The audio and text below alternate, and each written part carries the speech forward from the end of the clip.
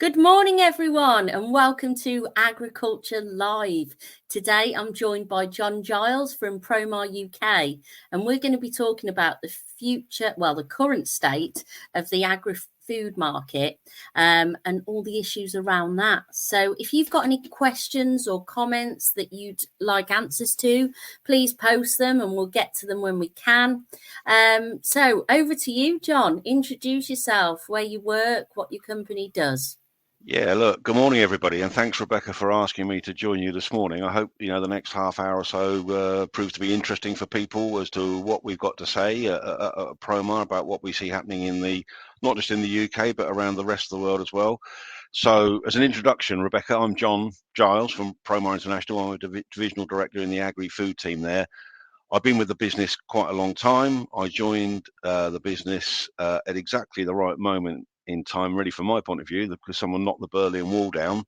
That seems like a long time ago now, but we started sort of doing projects in, what was Eastern Europe and then into Russia and the former Soviet Union. And I had the great opportunity to go and see what was happening in those countries at the time and never really stopped traveling. So I've been to about 60 countries around the world and all around the UK. And as people, normally say, if, travel broadens the mind, and it certainly broadened my mind over the years, and I've had a great time.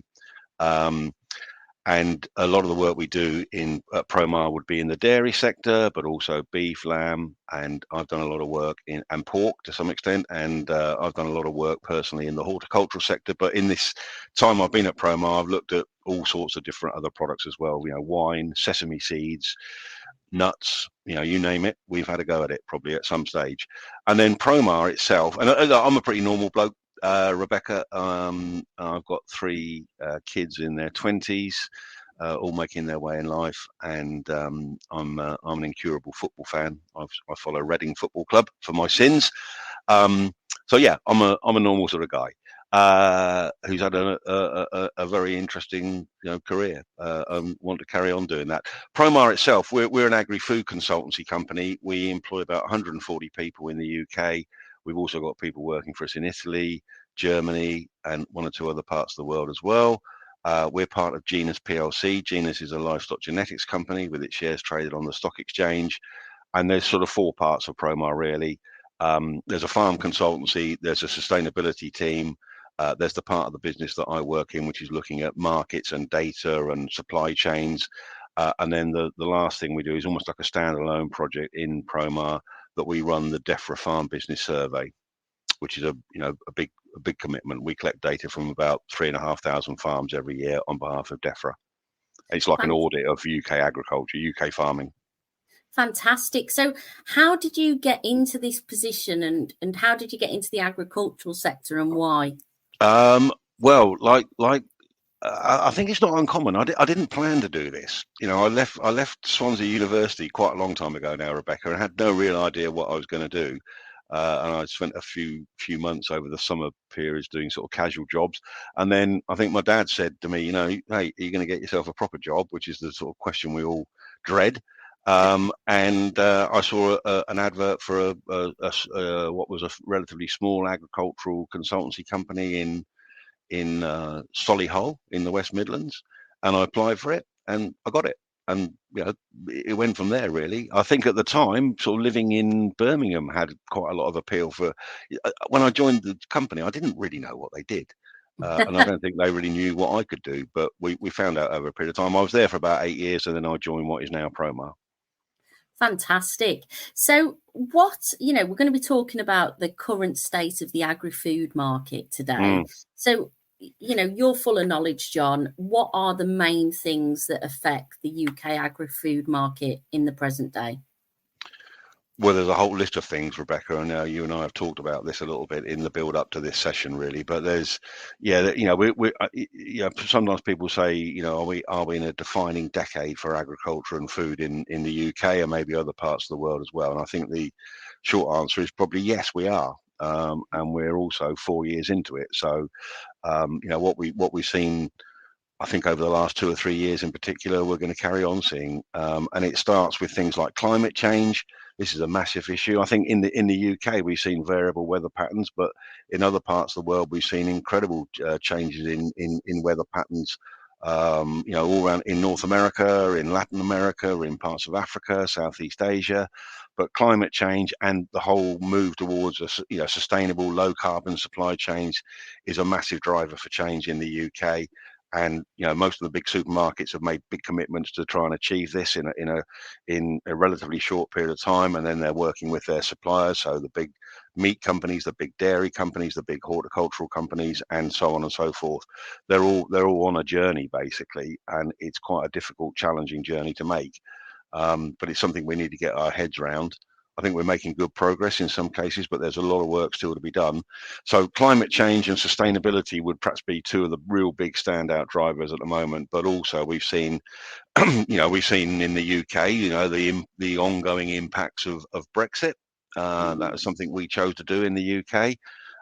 Whether it will be a good idea or not, in 5 years' time, will we look back and say, well, actually, it did make sense. At the moment, you'd say it's caused a lot of problems. So tell us, what are the effects of Brexit, John? Well, I think there's a number really, Rebecca. So one of the things we've seen, the trade friction between ourselves and our European partners. So if you look at UK exports, food export, agri-food exports, Europe is still our biggest market. And in some ways, we've almost sort of turned our back on it a little bit. But the trade friction we've seen for products going out of the UK, but also products coming into the UK, this is all added to cost in the supply chain. There's been a number of studies done about this. Promar have done one or two, but the sort of general view is that trade friction adds about 8% to the cost of products.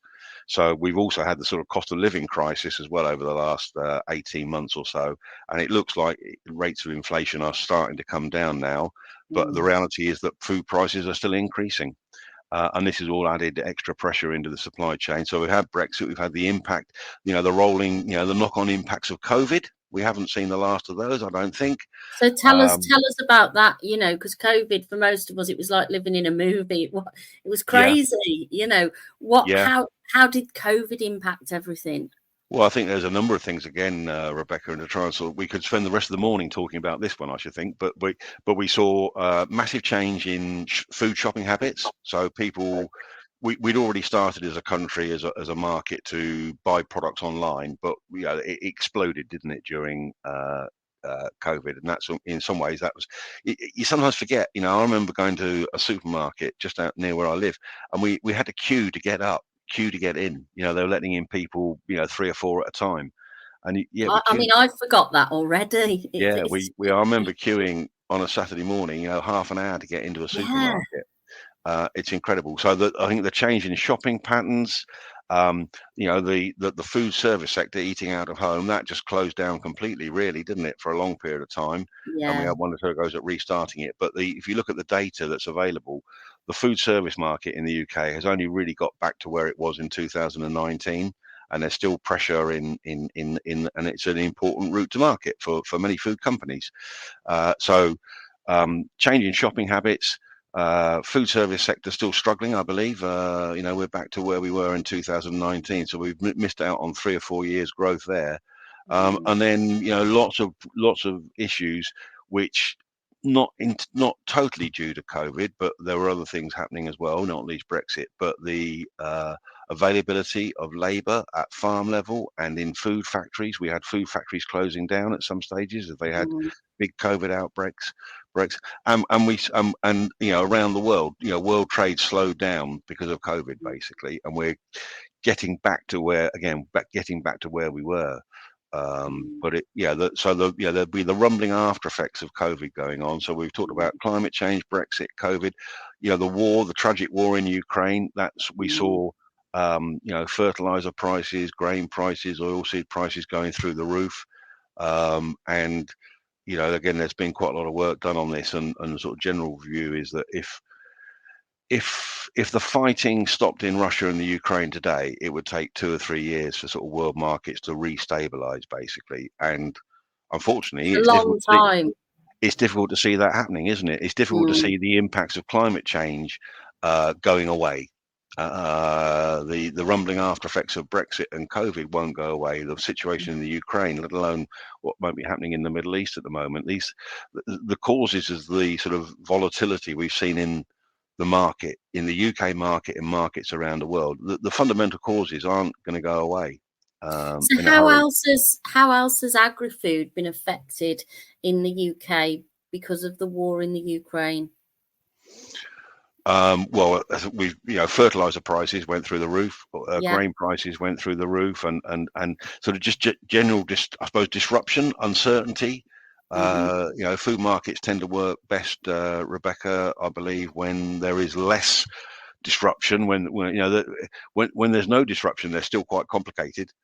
But when you've got this disruption going on, which sort of permeates out across the rest of Europe, they're very concerned in places like Poland as to what Mm. might happen there, basically. And Poland is quite an important food supplier to the UK for a range of products, basically. So the uncertainty, the fueling of price inflation in the supply chain, this makes life difficult and So, challenging.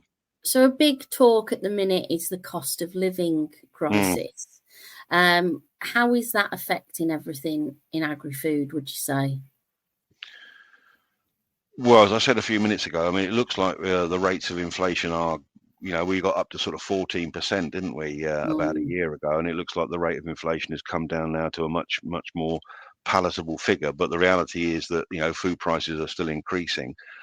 I think what it's done, for consumers, it's made life very hard. There was lots of talk, wasn't there, about people having to decide about are they going to buy food or pay their gas bills or electricity bills or Mm. fill their car full of petrol. So consumers have been squeezed. Nobody in the supply chain really wants to pass on additional costs to anybody, really, if it can be helped. So supermarkets have been working very, very hard to try and keep, the rate of inflation down when you go into a store on a Saturday morning or whenever you buy, or whether you're buying online.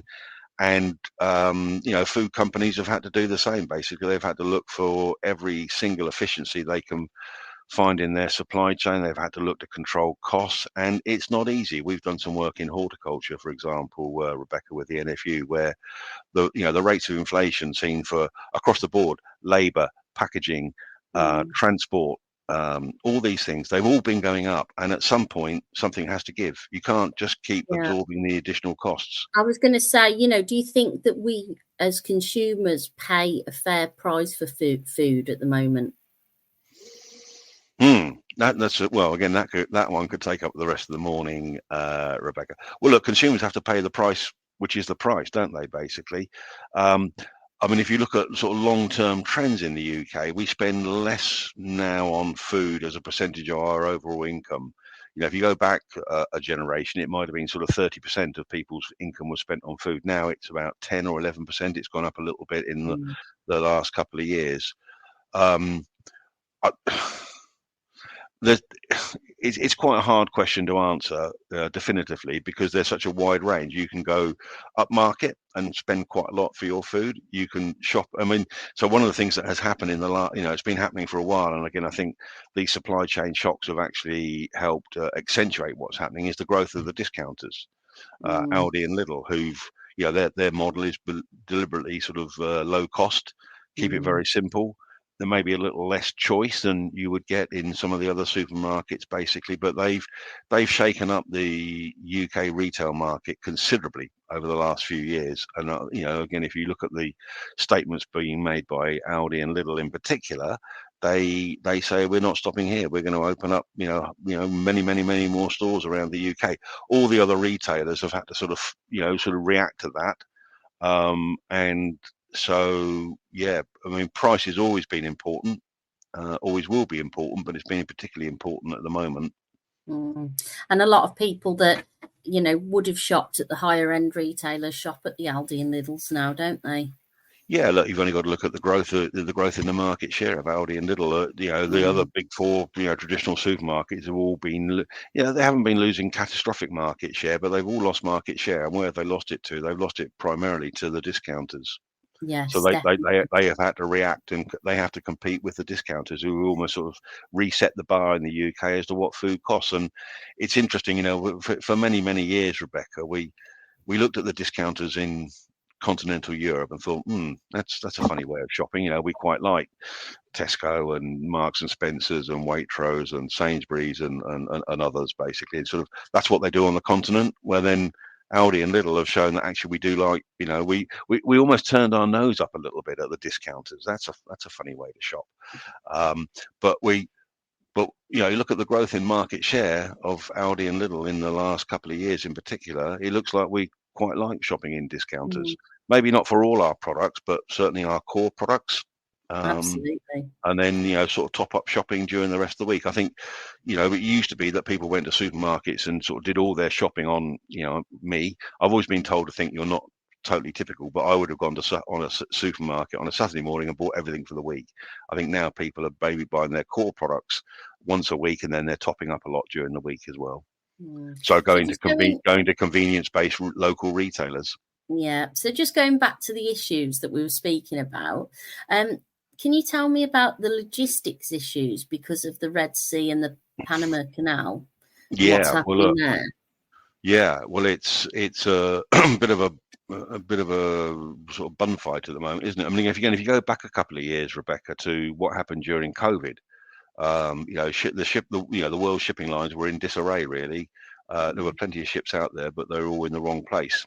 And the cost of shipping went through the roof, and delays to shipping. People, we work with clients in places like South Africa and the US, and they would say, we could guarantee we can get our products to you in the UK in a certain number of days, 15 days, for example. But the shipping lines we went haywire. So what used to take 15 days was sometimes taking 30 days, and the cost of doing it went through the roof as well. So again, the world shipping problems, don't just start, a few months ago with issues in the Red Sea. They go back a while. And I think what had happened was that, again, over a period of time, the world shipping lines had it started to calm down and get back to where we would normally expect to be. Logistics, delivery schedules, and maybe even the cost of shipping as well was coming back to what you might sort of recognize as being more normal. And then, there's a whole range of things going on, isn't there? So we had the situation in the Suez Canal, where a ship got stuck in the Suez Canal. That caused lots of problems. And then we're seeing that in the Red Sea. It's a volatile part of the world, isn't it? And shipping lines are being rerouted, and what have you, and that all adds extra cost and time to the supply chain, basically. And again, the issue in the Red Sea is caused by a number of sort of geopolitical factors. What's happening in the Middle East, Iran, Gaza, and Israel. They're all sometimes I'm not sure what they're doing, to be honest, Rebecca. But it's a difficult situation, and so this all adds extra time. And again, it'd be lovely to think that the situation in the Middle East calm down in the next week, month. Difficult to see that at the moment, isn't it? They're pretty intracted positions the protagonists are taking on this. So I think we'll see. And then there's been problems in the Panama Canal as well. So again, we don't see these sorts of issues. This is, people talk about the new normal, and I think this sort of situation is really much part of that new normal. And we have to find ways of dealing with it.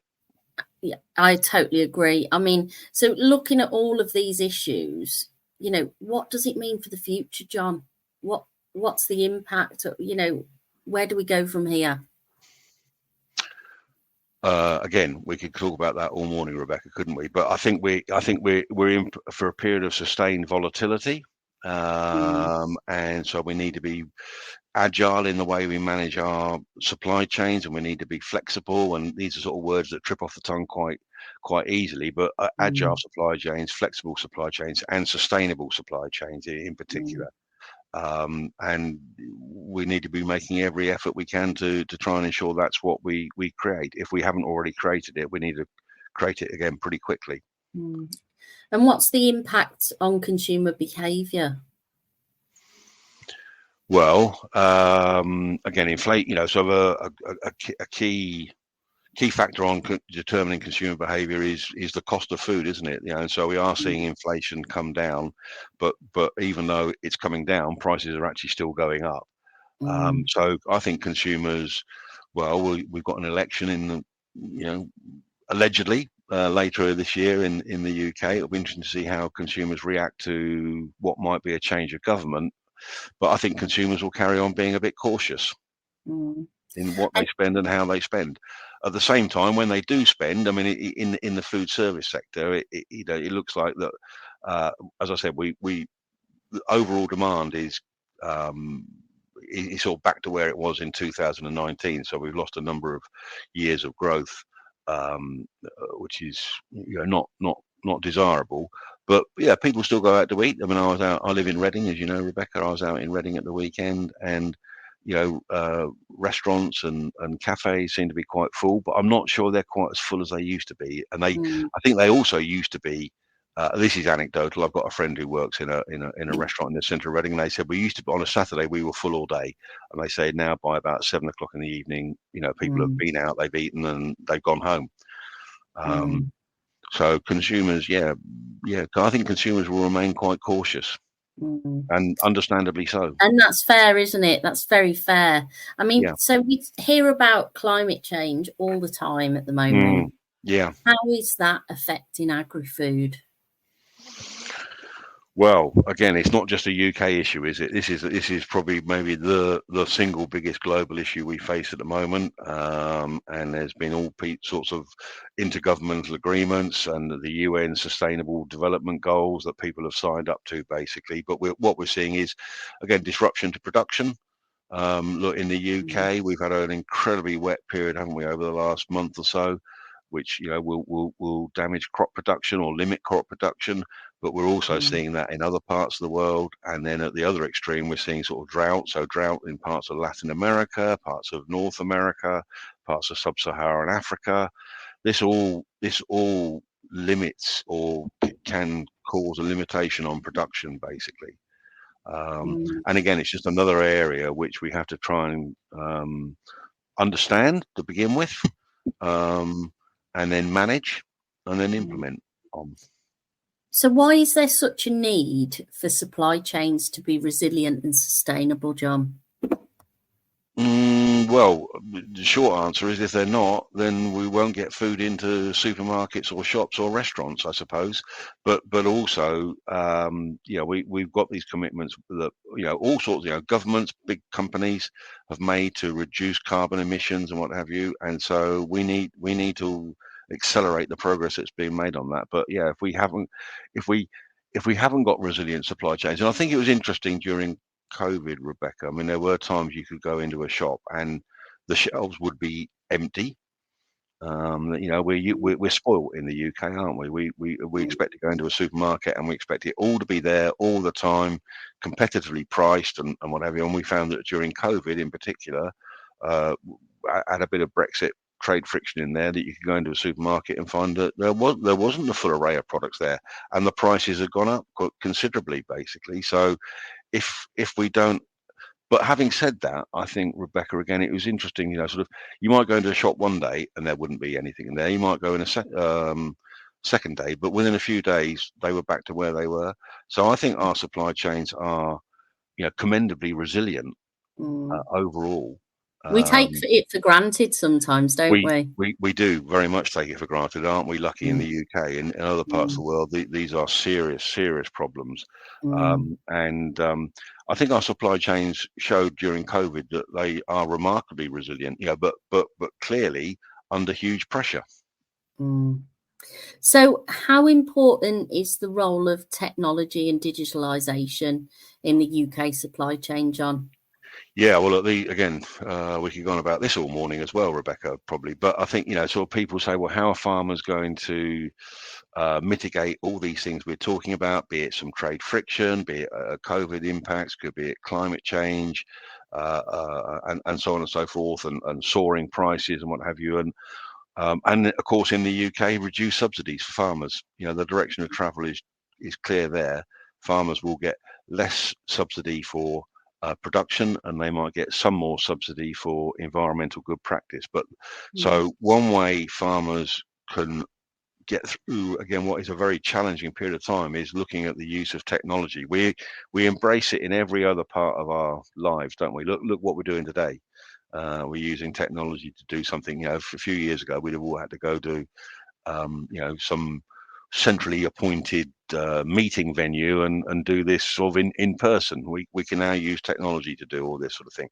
So, and the array of technology that is out there for dairy farming, livestock farming, horticulture, crops, and so on and so forth is staggering, really. And there's huge amounts of money being poured into this. The UK government is quite strong. They want a sort of tech-based society, don't they?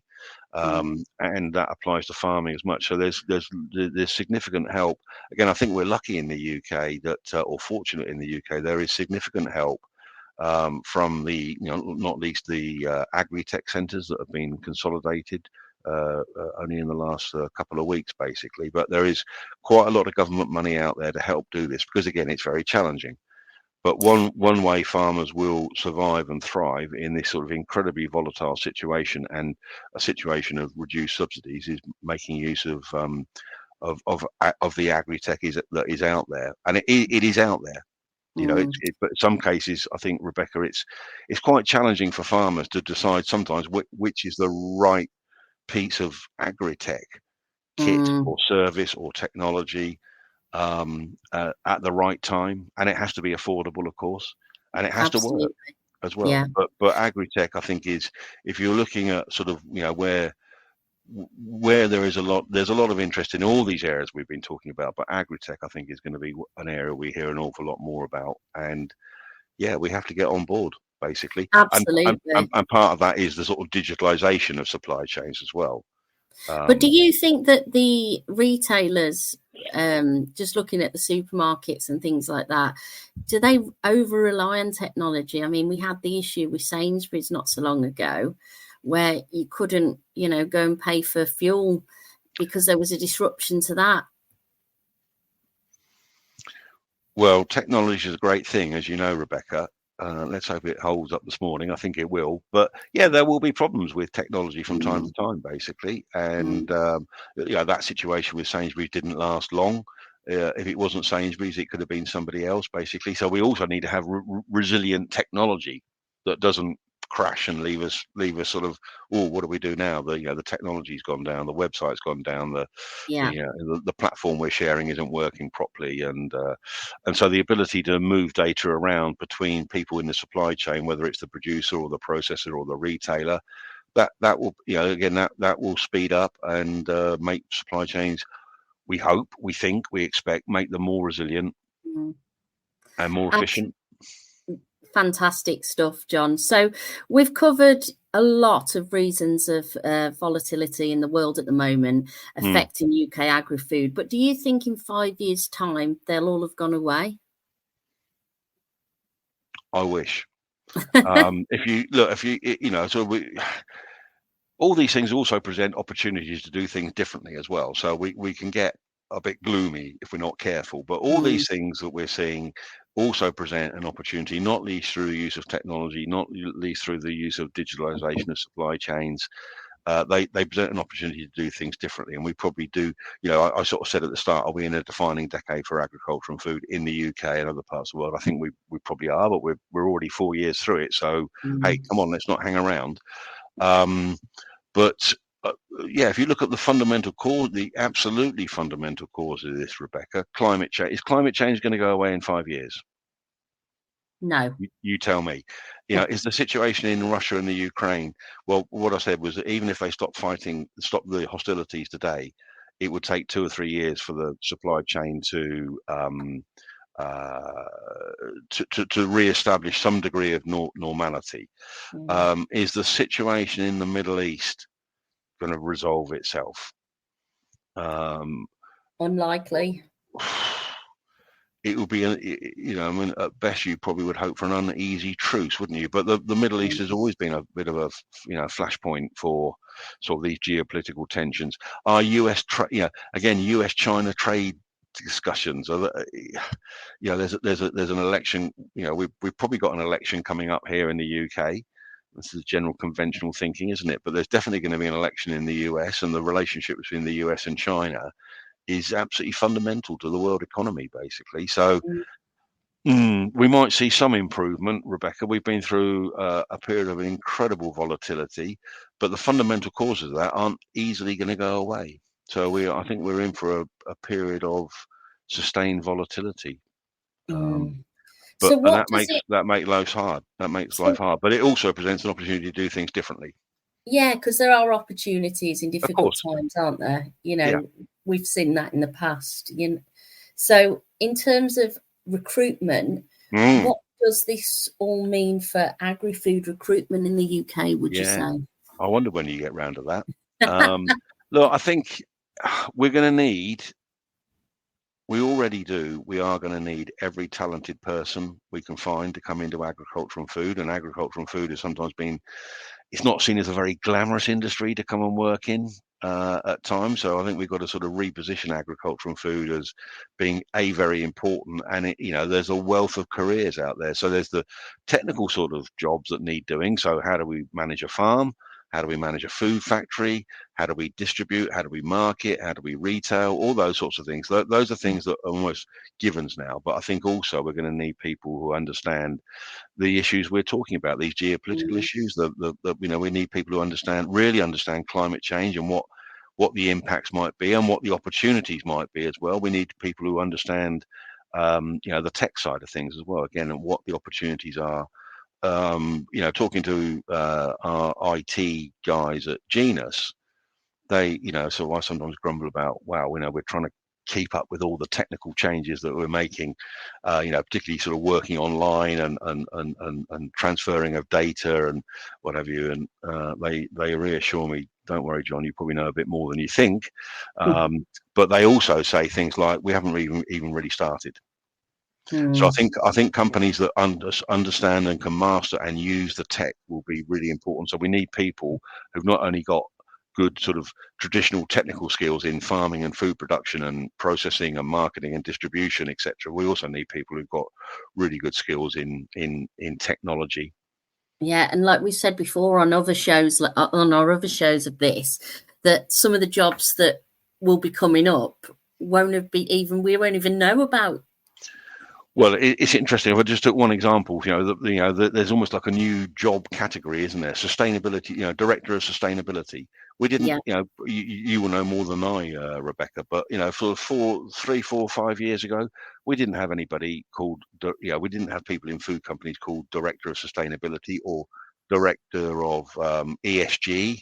What have mm, you? These are all really important. It's almost like a new category of job that has opened up, hasn't it? Really, and yeah, yeah. that's an opportunity to bring in people who are not maybe from a traditional farming background. I think people, the conventional wisdom was, you've got to have spent, you had to go to an agricultural or an agricultural orientated university. You had to get an agricultural or food orientated degree. I haven't. I've got a fairly average geography degree many years ago, as I said, but it's not And held I'm me from a back. non-farming background. We just Well, need there you go. more Yeah, look people at coming in because, y- the average age of farmers, the yeah, exciting things that are happening, the new technologies that people yeah, can get involved in. There's so much for people, and it's a lovely industry to be a yeah. part of. Yeah, it's a great industry to be part of, and it is exciting. I mean, we talked about sort of the downsides of some of these things, climate change, Brexit, COVID, and so on and so forth, disruption to supply chains and sustainability and what have you. But it also makes it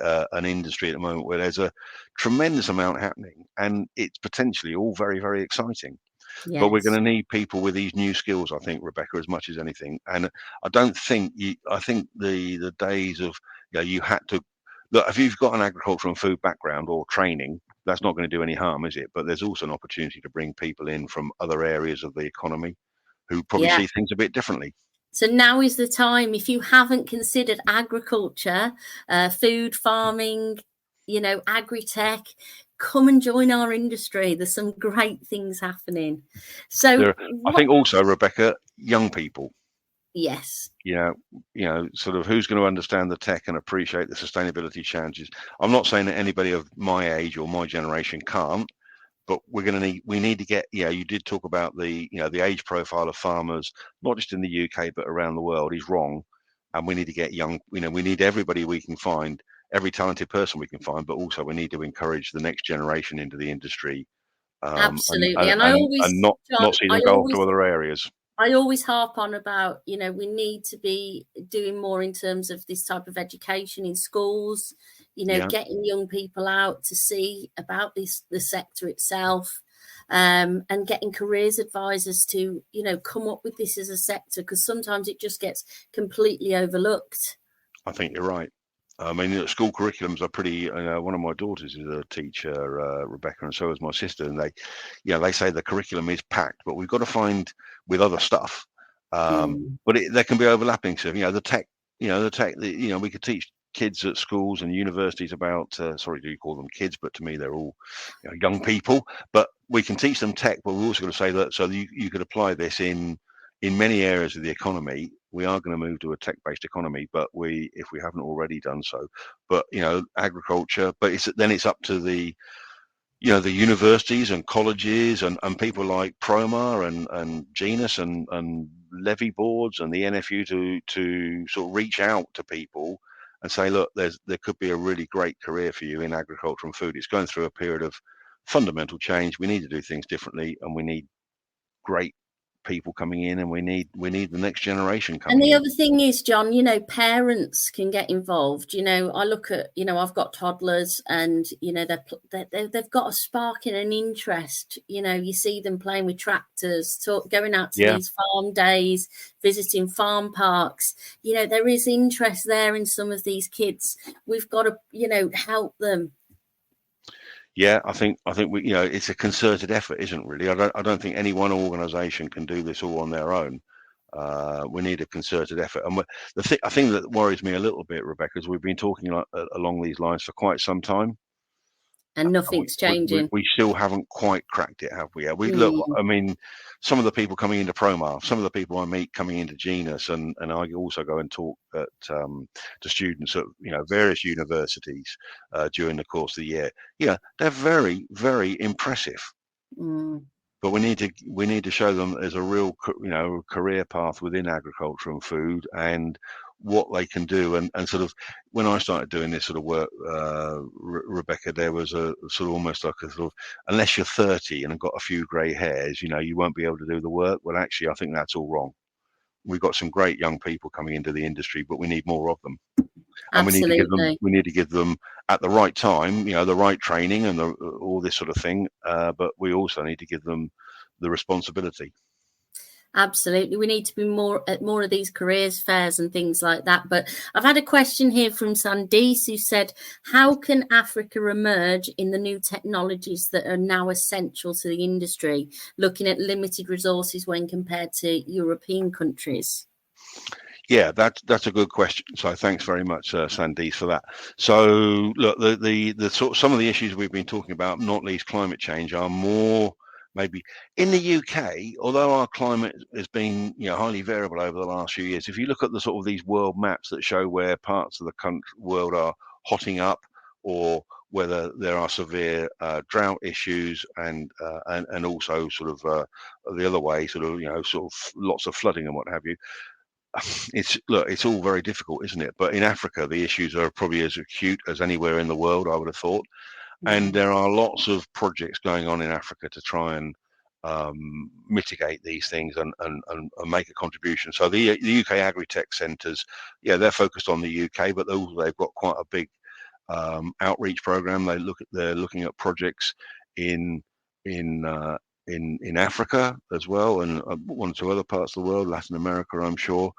But and then there are projects funded by people like the Gates Foundation, significant investments going in, and a lot of it is about using technology, empowering small scale farmers in particular to be able to enter supply chains, or more formal supply chains, and in some cases even export. So again, it would be lovely to sort of have. Look, if we had a magic wand, Rebecca, wouldn't it be nice? And we could say, look, all the problems are solved, but they're challenging. But the need in Africa is strong as anywhere else. And in some cases, the resource going into Africa will be as strong as anywhere else. Absolutely. John, I've absolutely loved this discussion today. You've given me lots to think about, and I'm sure the viewers and listeners too. Thank you, everyone who's joined us today. Thank you, John. Next Monday at 10:30, I'm going to be joined by Edwin Nichols of Drone Ag. So onto the agri-tech side there, John. Yeah, well, that will be interesting. And we'll be talking about how advanced drone technology is revolutionising agriculture and farming. If you've got an interesting topic in agriculture that you would like to talk about, please get in contact with me via Agricultural Recruitment Specialist, which is www.agrirs.com. And if you would like to hear more on new issues and topics within the agricultural and farming industry, you can follow us on various channels, including Spotify, YouTube, Apple Podcasts. Just look up Agriculture Live. So thank you very much for joining us. And John, would you like to say goodbye? Yeah, I'd just like to say, Rebecca, thank you for asking me to do this. I've enjoyed it as well. Not least when you get asked to do this sort of thing, sometimes you have to sort of order your thoughts so you can give a sensible answer. So it's quite useful for us to, I think, all these things are whooshing around in our heads on a daily basis. But yeah, being asked to do this makes sometimes you think about, well, what do I want to say? I knew some of the things you were going to ask about. One or two things I didn't. That's not a problem. I've enjoyed it. I hope people listening have enjoyed it, found it useful, and I'm always happy to participate at some point in the future, Rebecca, if appropriate. And if anybody again, I'm on LinkedIn and Twitter, and on the Promar website you'll find me. If anybody wants to ask me any further questions, I'm aware that we've had about 40 minutes, haven't we? These are huge issues, and we could carry on talking about them for the rest of the day. So if anybody wants to get hold of me, they can either do it through Rebecca, or you can get hold of me directly, and I'd be happy to engage. It's good to talk, as they say. And It is. Thanks again, Rebecca, for asking us to do it. And I hope everybody else has a great Monday and a good rest of the week. And our paths will cross. Thanks again, John, and I'm sure we'll have you back again. Goodbye, everyone. It would be my pleasure.